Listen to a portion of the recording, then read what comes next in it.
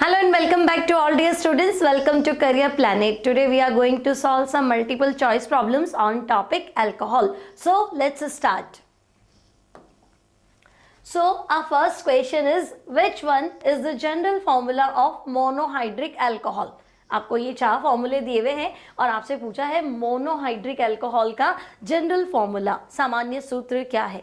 तो बच्चों monohydric alcohol मतलब एक OH ग्रुप होना चाहिए, ठीक है। अब एक OH ग्रुप होना चाहिए और कनेक्टेड होना चाहिए एल्काइल ग्रुप से। अब एल्काइल ग्रुप क्या होता है, तो हम कहेंगे भाई एल्काइल होता है CnH2n+1 और हमारे पास फंक्शनल ग्रुप है OH। तो लाइक दिस कोई फॉर्मूला आपको सेट करना है, एल्काइल ग्रुप CnH2n+1 और OH, ये मिला आपको ऑप्शन नंबर 3। तो करेक्ट आंसर जो रहेगा बच्चों that will be option number 4। The general formula of a secondary alcohol, यानी द्वितीयक अल्कोहल का जनरल फॉर्मूला ढूंढना है। तो बच्चों सेकेंडरी अल्कोहल यानी 2 डिग्री अल्कोहल और 2 डिग्री कार्बन से जुड़ा हुआ OH है ना। सेकेंडरी अल्कोहल किसे बोलेंगे, जब OH group functional group 2 degree carbon से कनेक्टेड हो, सेकेंडरी कार्बन या द्वितीय कार्बन से कनेक्टेड हो। अब 2 डिग्री कार्बन कौन सा है, तो हम कहेंगे अगर एक कार्बन 2 कार्बन से पहले से कनेक्टेड है तो ये वाला कार्बन माना जाएगा 2 डिग्री, ठीक है। अब इस 2 डिग्री कार्बन पे, ठीक है, ये कार्बन 2 और कार्बन से कनेक्टेड है, so this is 2 degree carbon. अब अगर बच्चों यहाँ OH ग्रुप कनेक्टेड है, so this is 2 degree alcohol. अब आप देख लो तो हम कहेंगे 3 वैलेंसी तो हमें दिख रही है, 4th वैलेंसी पे हमने H लगा ली, ओके। तो हम कहेंगे बस ये जनरल चीज है, ये होना चाहिए सेकेंडरी अल्कोहल जिसमें CHOH ग्रुप मिल जाए। अब ये तुम्हें मिल गया होगा ऑप्शन नंबर 1, जहां पे भी तुम्हें CHOH दिखे that is secondary alcohol. Anhydride of alcohol is, तो बच्चों तुम्हें अल्कोहल का एनहाइड्राइड बताना है। एनहाइड्राइड मतलब वाटर मॉलिक्यूल को माइनस करना, ठीक है। तो मैंने अल्कोहल ले लिया ROH। अब अगर मैं अल्कोहल में से वाटर मॉलिक्यूल, 2 अल्कोहल लेने पड़ेंगे वाटर मॉलिक्यूल माइनस करने के लिए। अगर मैं वाटर मॉलिक्यूल माइनस कर दूं तो बच्चों हमें मिलेगा ROR, सही है ना।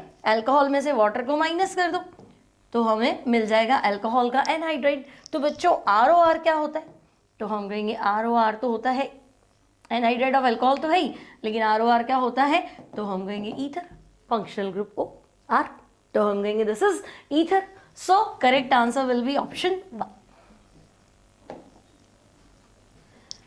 Which of the following reagents will convert propionic acid to propanol? अब बच्चों आपके पास प्रोपियोनिक एसिड है, मतलब कार्बोक्सिलिक एसिड है, 3 कार्बन वाला एसिड है, ओके। CH3CH2COOH, ये आपका एसिड है और इसको अल्कोहल में कन्वर्ट करना है, ठीक है। कैसे कन्वर्ट करेंगे, तो देखो CH3CH2CH2OH। अब आपको करना क्या है बच्चों, तो हम देख रहे हैं कुल मिला के हमें इसका रिडक्शन नहीं करना, क्या ध्यान से देखा जाए तो एक H तो मुझे यहाँ देना पड़ेगा ताकि ये वाटर बन के एलिमिनेट हो और रिमेनिंग 3 H यहाँ खर्च हो जाएंगे CH2OH। तो मुझे इसका रिडक्शन करना है। अब एसिड का रिडक्शन करेंगे तो अल्कोहल में पहुंच जाएंगे, तो कोई रिड्यूसिंग एजेंट ले लो, स्ट्रॉन्ग रिड्यूसिंग एजेंट ले लो कि आप कंप्लीटली रिड्यूस कर पाओ। तो हम कहेंगे भाई एसिड को अल्कोहल में रिड्यूस करने के लिए KMnO4, तो भाई तो ऑक्सीडेंट है। MnO2 ये भी ऑक्सीडाइजिंग एजेंट है। क्रोमियम ऑक्साइड ये भी ऑक्सीडाइजिंग एजेंट है। Only 1 reducing agent we have and that is lithium aluminium hydride. So correct answer will be option 4। When CH3MgI reacts with acetone and the adduct is hydrolysis with water, the following is obtained। तो बच्चों CH3MgI है, सबसे पहले तुम्हें इसे acetone के साथ react करना है, ओके। तो CH3MgI। Now students acetone means first ketone, पहला कीटोन है उसे हम बोलेंगे एसीटोन। सो CH3MgI plus CH3 C double bond O CH3, okay. अब आपको इसको रिएक्ट करना है, तो आपको बॉन्ड स्प्लिटिंग चार्जेस वगैरह पता है बच्चों, आपको पता है ग्रिग्नार्ड रिएजेंट है CH3MgI, Mg positive CH3 negative. C double bond O पे टूटेगा, ओ नेगेटिव, और कार्बन क्या हो जाएगा, पॉजिटिव। तो बच्चों ओ के साथ लिख देना MgI, कार्बन प्लस है उसके ऊपर लिख देना CH3। तो इंटरमीडिएट बना लेते, देखो बेसिक सीक्वेंस में चेंज करना है ना, CH3 CH3, O के साथ आएगा O नेगेटिव MgI, और कार्बन तुम्हारा प्लस है, ये जाके कनेक्ट हो जाएगा, so this will be CH3। Now इसका हाइड्रोलिसिस कर दो, तो अगेन आपको पता है बच्चों Mg तो पॉजिटिव है ना, और वाटर में OH नेगेटिव है, तो MgI OH के साथ रवाना कर दो। अब आपका ये O नेगेटिव हो गया, हाइड्रोजन पॉजिटिव हो गया, इनको कनेक्ट कर दोगे तो ये OH हो जाएगा। सो कुछ ऐसा लग रहा है तुम्हें कि एक कार्बन पे 3 मिथाइल ग्रुप कनेक्टेड है और उसी कार्बन से OH कनेक्टेड है।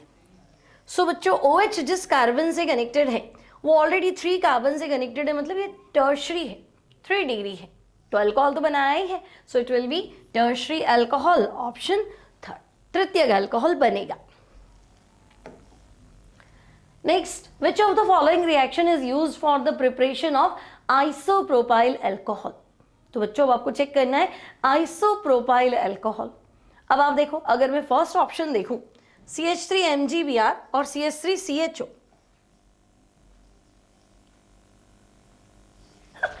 सॉरी CH3MgBr एंड CH3CHO, तो हम ग्रिग्नार्ड रिएजेंट ले लेते हैं CH3MgBr और इसको रिएक्ट करते हैं CH3CHO, CH3C double bond O and H। Okay, अब आपने अभी ऐसी रिएक्शन की थी बच्चों, C डबल बॉन्ड O पे स्प्लिट होगा, O negative, carbon positive, again Mg positive and CH3 negative.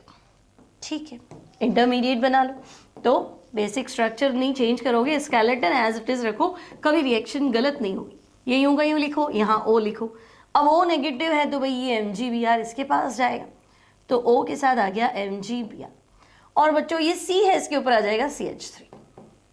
Okay, followed by hydrolysis, तो आप इसका हाइड्रोलिसिस कर देंगे, जल अपघटन कर देंगे, MgBr और OH ग्रुप तो एलिमिनेट हो जाएगा, तो हम कहेंगे MgBr OH तो गया। अब आपके पास देखो एक कार्बन है, उससे कनेक्टेड है 2 methyl group CH3 and CH3, इस कार्बन से कनेक्टेड है H और ये O के साथ HOH।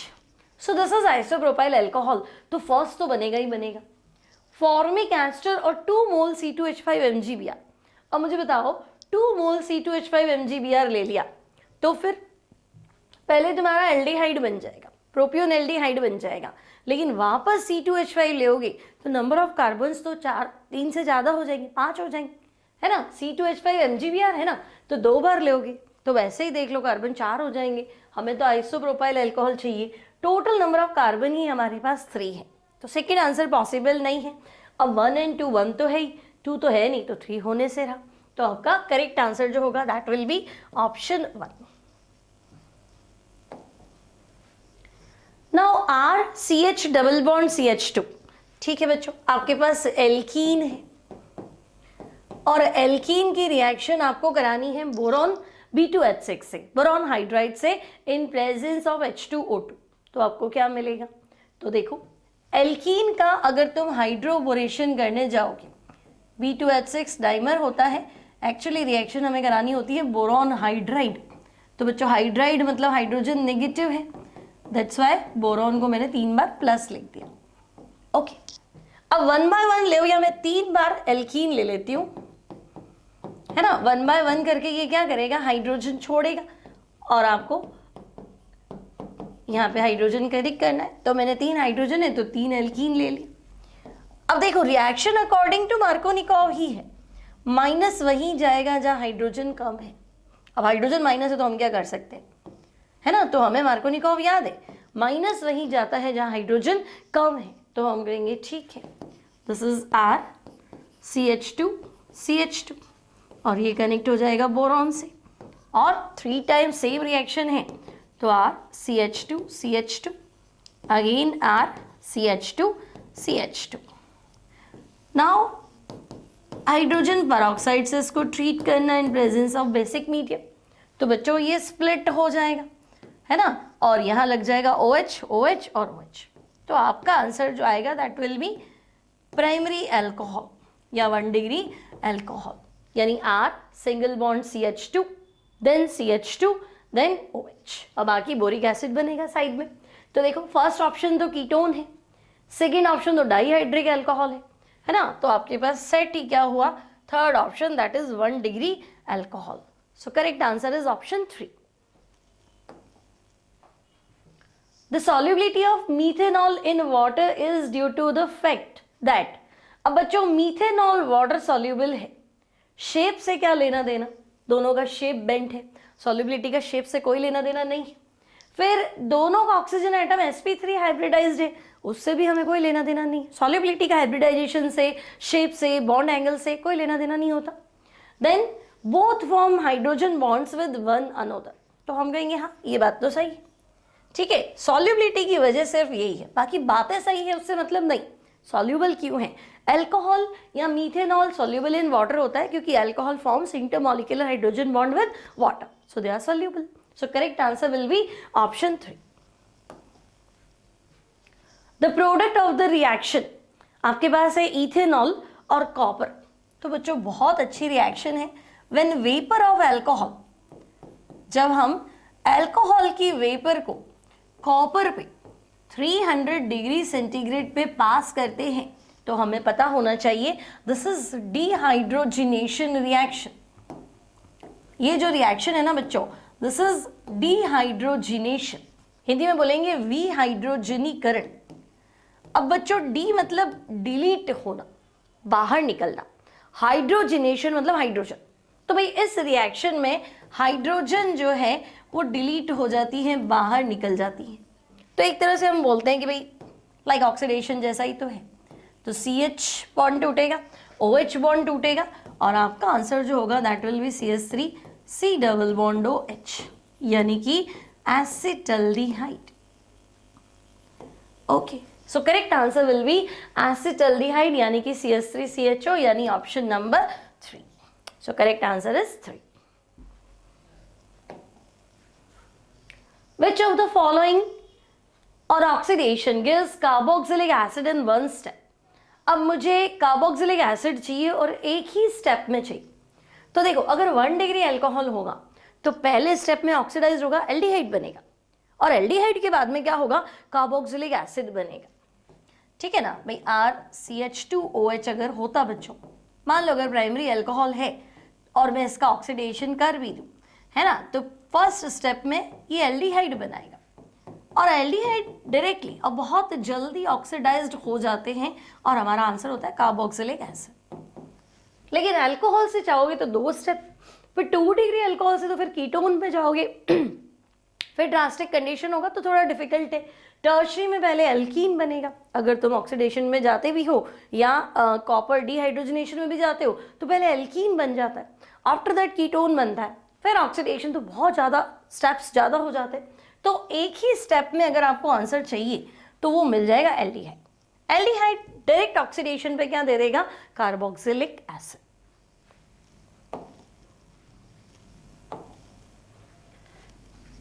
When 2-methyl 2-butanol is heated with concentrated H2SO4, then the main product is, तो बच्चों 2-methyl आपके पास है 2-methyl 2-butanol, ओके, यानी 3 डिग्री अल्कोहल है। देखो 2-methyl 2-butanol, ओके,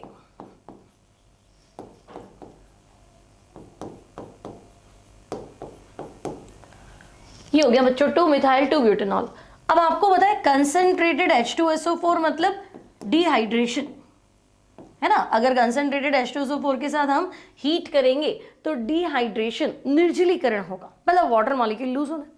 अब बच्चों ये जो रिएक्शन है दिस इज बीटा एलिमिनेशन, ठीक है, बीटा विलोपन का उदाहरण है। अब हम कहेंगे अगर बीटा एलिमिनेशन है मतलब हमें बीटा हाइड्रोजन को भी यूज करना है।